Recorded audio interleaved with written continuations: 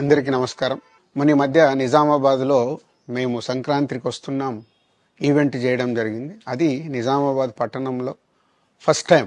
ఇంతకుముందు ఎప్పుడు మన దగ్గర సినిమా ఈవెంట్స్ పెద్దగా జరగవు. అప్పుడు ఒకసారి ఫిదా సక్సెస్ మీట్ ఒకటిసారి పెట్టాము. మళ్ళీ సంక్రాంతికి వస్తున్నాం చేసాం. అంటే ఆ నిజామాబాద్తో నాకున్న అనుబంధం అలాంటిది. నిజామాబాద్ జిల్లా వాసిగా అక్కడ ఈ సినిమా ఈవెంట్ చేయాలని చేయడం జరిగింది. పోతే ఆ ఈవెంట్లో నేను మన కల్చర్లో ఉండే మన దావత్ గురించి, మటను తెలగలు గురించి సంబోధించాను.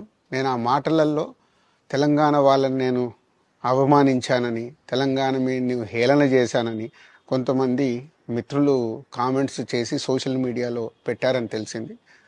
నా ఉద్దేశం అదే స్పీచ్లో లాస్ట్లో చెప్పడం జరిగింది. తెలంగాణ మన కల్చరు, మన దావత్తు నేను మిస్ అవుతున్నాను. సంక్రాంతికి 2 సినిమాలు రిలీజ్ అయ్యాక మన తెలంగాణ కల్చర్ దావత్ని నాకు చేసుకోవాలని ఉందని. సో మన కల్చర్ని అభిమానిస్తాను నేను. అదే అర్థం చేసుకోకుండా దాన్ని కొందరు సోషల్ మీడియాలో రాద్ధాంతం చేస్తున్నారని తెలిసింది. నిజంగా మీరందరూ ఆ మాట వల్ల ఏదైనా హర్ట్ అయి ఉంటే నన్ను క్షమించండి. ఎందుకంటే నా ఉద్దేశం అది కాదు. ఎందుకు చెప్తున్నానంటే, నేను నిజామాబాద్ జిల్లా బాన్సువాడలో ఫిదా అనే సినిమా షూటింగ్ చేసి ప్రపంచవ్యాప్తంగా ఆ ఫిదా సినిమా ఎంత అప్లాజ్ వచ్చింది, భానుమతి క్యారెక్టర్కి, మన తెలంగాణలో ఉండే కల్చర్కి, ఆ సినిమా ఎంత ఒక ఫ్యామిలీ ఎమోషన్స్కి ఎంత విలువ ఇస్తామనేది చెప్పడం జరిగింది ఆ సినిమాలో. అది ప్రపంచవ్యాప్తంగా ఫిదా సినిమా ఎంత పెద్ద హిట్ అయిందో మీ అందరికీ తెలుసు. అలాగే బలగం అనే సినిమా తీసినప్పుడు తెలంగాణ సమాజం మొత్తం మమ్మల్ని అభినందించింది. తెలంగాణ ప్రజలందరూ ఆ సినిమాను ఆదరించి ఇది మా సినిమా అని గుండెలకు హత్తుకున్నారు. అన్ని రాజకీయ పార్టీలు ఆ సినిమాని అప్రిషియేట్ చేస్తూ మమ్మల్ని ప్రతి ఒక్క స్టేజ్ దగ్గర తీసుకెళ్ళి అభినందించారు, అన్ని రాజకీయ పార్టీలు.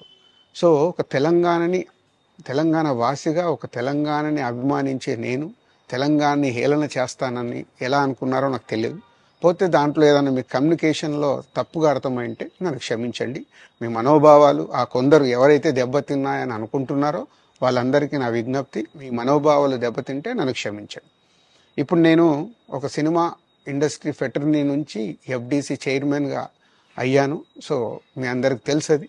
సో ఇటు సినిమా ఇండస్ట్రీకి అటు ప్రభుత్వానికి మధ్యలో ఉంటూ సినిమా ఇండస్ట్రీకి అవసరపడ్డట్టుగా నేను అన్ని సహాయ సహకారాలు చేస్తూ ఈ హైదరాబాద్లో హెల్దీ వాతావరణము, తెలుగు సినిమాకి, తెలంగాణలో అభివృద్ధి చెందాలనుకునే యువతకి అందరికీ నేను ఉపయోగపడేలాగా ఉండాలి.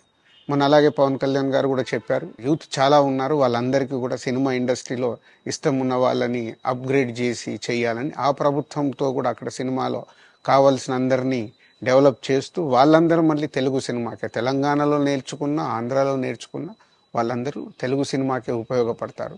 సో అందరికీ, తెలంగాణలో ఉండే అన్ని రాజకీయ పార్టీలకి నా విజ్ఞప్తి, నన్ను రాజకీయాల్లోకి లాగకండి. అలాగే ఎఫ్డిసి అనేది కూడా సినిమాకి ఉపయోగపడేలాంటి అభివృద్ధి పనుల గురించి అవే చేస్తాను తప్పితే అది రాజకీయాలకు సంబంధించింది కాదు.